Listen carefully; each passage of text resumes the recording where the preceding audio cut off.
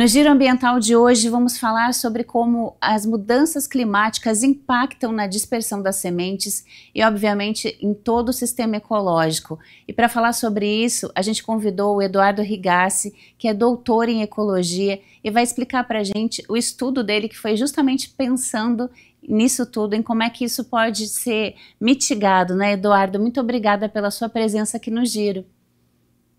Eu que agradeço. Eduardo, queria que você falasse um pouquinho da sua pesquisa, baseado em que e por que você resolveu pesquisar esse assunto. Legal, então, essa pesquisa, ela é o meu doutorado em ecologia pela Unicamp, e a gente queria entender como que as mudanças climáticas, que são hoje um dos maiores problemas que a humanidade enfrenta, pode afetar essa que é uma das interações ecológicas mais importantes para as regiões neotropicais, que são essa que onde o Brasil está incluído, né? Que são as regiões próximas ou adjacente aos trópicos, né? Então, por que que essa interação é tão importante, né? Porque cerca de 90% das plantas que produzem madeira dependem dos animais para dispersarem as suas sementes, né? E como as plantas são organismos sésseis, para elas expandirem a sua distribuição, elas precisam que esses animais levem essas sementes para outros locais, né? Então, ela tem uma função muito importante. Esses animais que dispersam as sementes, que são chamados de frugívoros, eles podem ser considerados os jardineiros naturais, né? Então, eles fornecem eles plantam as florestas para a gente de forma gratuita, né? E o que a gente conseguiu ver na tese, na dissertação, ao longo desse tempo, foi que um dos principais efeitos das mudanças climáticas vão ser desacoplar, né? Então, animais e plantas podem não interagir da mesma maneira como eles acontecem hoje, porque a distribuição das espécies elas podem se alterar, né? Porque veja, para uma interação ocorrer, animais e plantas precisam estar no mesmo espaço, precisam concorrer. E o que a gente verificou é que as mudanças climáticas vão alterar a distribuição dos animais e das plantas, fazendo com que eles não concorram no mesmo espaço e no mesmo tempo, né? E aí vão precisar existir outros mecanismos para dispersar essas sementes? Infelizmente o que a gente tem é que não há substitutos, né, aos animais nesse caso, né, porque o papel que os animais fazem na dispersão das sementes vai muito além só de levar as plantas para outros lugares, né, ampliar a distribuição. Eles também aumentam a germinabilidade. Então, existem muitas plantas que elas só germinam se elas passarem pelo trato digestório dos animais. Isso a gente verificou na tese, porque a minha tese teve um componente de campo, então eu fui a campo olhar quem são os animais que consomem esses frutos, quanto que eles consomem e quais os efeitos que esses animais têm ao ingerirem os frutos, né? Então, eles fazem um trabalho de despolpar o fruto, e existem alguns componentes mecânicos e químicos que ocorrem durante a digestão do animal que dá sinais para aquelas sementes que ela está na hora de dispersar, né? Então, o grande problema é que nem nós vamos conseguir atuar de maneira tão eficaz quanto os animais, porque muitas dessas sementes elas precisam necessariamente passar pelo trato digestório dos animais. Alguma informação relevante que a gente viu é que para as duas plantas foco que nós utilizamos para entender essas interações, que foi a embaúba prateada e a palmeira jussara, existe uma diferença de cerca de 8 vezes aumento de chance desses frutos dessas sementes germinarem se elas passarem pelo trato digestório dos animais, comparado a uma semente que cai no chão sem passar pelo trato digestório, cai no chão ali embaixo da árvore com a polpa, né?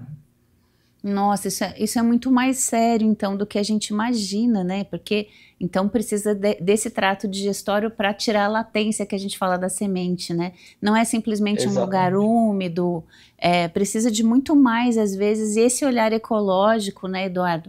Que a gente precisa potencializar nas crianças, principalmente, entendendo que o meio ambiente, ele caminha junto, nada é isolado, né?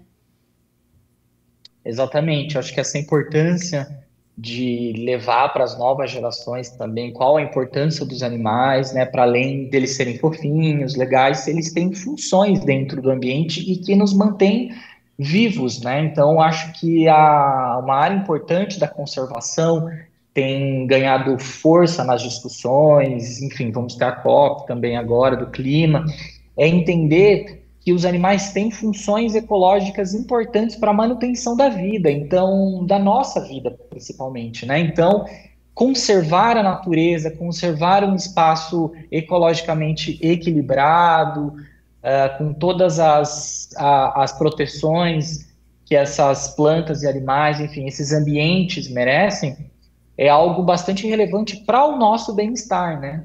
Então, algo que a minha tese também tentou entender é qual que é o valor individual dessas espécies, né? Porque a gente verificou o papel que nós chamamos de papel funcional, né? Que é entender mais do que quantas espécies estão no ambiente, mas o que essas espécies fazem no ambiente, né? O quanto de semente elas conseguem ingerir, qual o efeito dessas espécies na germinação, né? E o que a gente viu é que entre as espécies de frugívoros também a gente tem muitas diferenças entre o papel, né? Então, espécies colaboram mais, espécies colaboram menos, né? Então, esse papel do valor individual das espécies, né, que todas as espécies têm a sua importância, é algo que a gente precisa ressaltar também já no ensino básico, né, para as crianças, né, trazer o olhar também de que a presença dessas espécies garante também a presença do ser humano na Terra, né? Sim, essa visão é uma palavra, né, funcional do todo, né? Uhum. E não necessariamente isso não seja uma causa da mudança climática. Aliás, isso é uma causa da mudança climática e não uma consequência. A questão das monoculturas, que mexem também no regime de alimentação dos animais, eles acabam migrando de solo. E a gente vê assim, grandes áreas de florestas sendo transformadas em plantações de soja, de grãos. Isso também, além de impactar nas mudanças climáticas, também impacta nisso que você está dizendo, não é? Queria que você confirmasse, porque os animais acabam saindo em busca de alimentos ou se concentrando em áreas que antes eles não ocupavam, e isso também impacta na dispersão das sementes. Com certeza, isso é um fator bastante grave, assim, né? O que a gente chama dessa transformação, mudança do uso da terra, né? Porque hoje o que nós temos são pequenos fragmentos de floresta envoltos por uma matriz, né? Então são paisagens inóspitas para alguns desses animais que ficam dentro desses fragmentos de floresta, né? Uma das áreas que eu fiz as observações de campo foi a Mata de Santa Genebra, aqui em Campinas, próximo até da Unicamp. E ela é um bom exemplo de uma mata que está envolta já por uma matriz periurbana, né? Que é uma matriz parte rural, mas também já bastante urbanizada, né? É importante ressaltar que o tamanho desses fragmentos de mata é bastante importante, porque alguns animais, eles têm o que nós chamamos de área de vida. Então, eles precisam necessariamente, para desenvolver essas atividades básicas, um certo tamanho de área. Isso a gente já tem definido por muitas pesquisas, né? Então, por exemplo, a anta, que é um importante dispersor de sementes, um dos maiores dispersores de semente das Américas, ela hoje é quase extinta nessas formações de mata de interior, que nós chamamos de mata semidecídua, porque os fragmentos de mata já não comportam ter uma espécie de anta lá dentro, né? E muitas vezes o que acontece em fragmentos muito pequenos, essas antas elas saem então daquele espaço, daí ou elas são atropeladas ou elas são caçadas, né? Então tem toda uma complexidade nisso que é bastante relevante, né? Então, essas áreas de agricultura, elas oferecem uma forma de alimento só, por exemplo, né? E isso impacta bastante também na dieta desses bichos, né? Que acabam ficando bastante restrito àqueles fragmentos de mata, né? Por isso que tem essa conta que quando a gente encontra uma onça num lugar, é porque geralmente esse ambiente está mais equilibrado, né? Porque ela está lá no topo da cadeia alimentar, então significa que aquele ambiente ainda está ecologicamente mais equilibrado. Exatamente. Quando a gente tem onças naqueles locais, como a onça ela está no topo da cadeia alimentar, a gente tem todo um grupo de animais que antecede, né, ela para que ela ocorra e se mantenha saudável naquele lugar, né? Então, diz que ali nós temos diversas componentes tróficos de animais ali, né, que vão fazendo a ciclagem dos nutrientes, mas também se alimentando um dos outros, e aquilo vai chegando a níveis tróficos, que nós chamamos bastante elevados, que são, por exemplo, o dos predadores de topo, né? Mas algo que a gente tem visto, inclusive, com as onças, acho que a onça parda tem sido uma das grandes questões que nós temos visto na região aqui metropolitana de Campinas, né, nas cidades mais do interior, é justamente por isso que eu estava explicando da área de vida, né? Então, nós temos onças pardas em algum desses fragmentos, mas o tamanho desses fragmentos de mata tem cada vez diminuído tanto por diversas causas, né? Então, especulação imobiliária, aumento das áreas agrícolas, expansão urbana, e que esses animais eles já acabam não conseguindo ficar dentro desses espaços de mata, que estão ficando cada vez mais empobrecidos desses outros animais que formam essa cadeia, né? Essa cadeia trófica. Então, o que a gente tem visto é que muitos desses tem aumentado a taxa de encontro, né? Nossa, com esses animais. Isso não é o ideal. Esses animais não são feitos para a gente ficar encontrando eles. Esses animais são animais que são próprios de mata, eles têm que ficar lá dentro exercendo, enfim, as suas atividades, o seu modo de vida ali, né? Então, acho que tem toda uma questão que vai esbarrando um pouco na outra também, né, em termos ecológicos. Sim, tudo se comunicando sempre, né?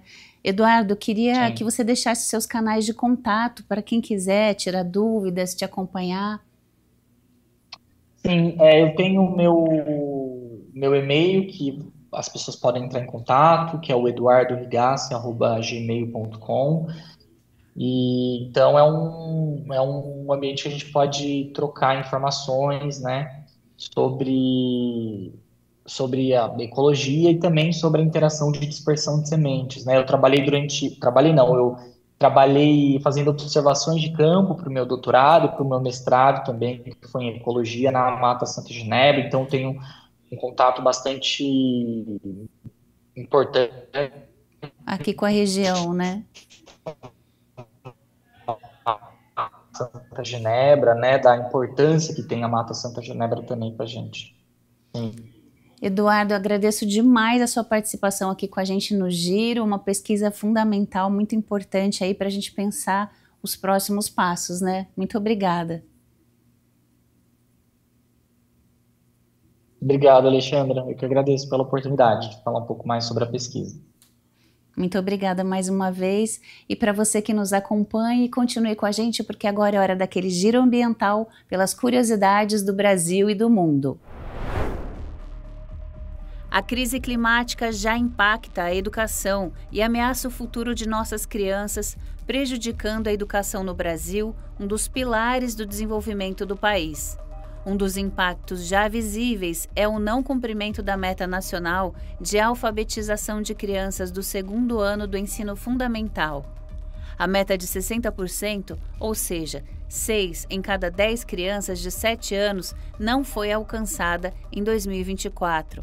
Apenas 59% dos alunos demonstraram habilidades mínimas de leitura e escrita, conforme dados do Ministério da Educação.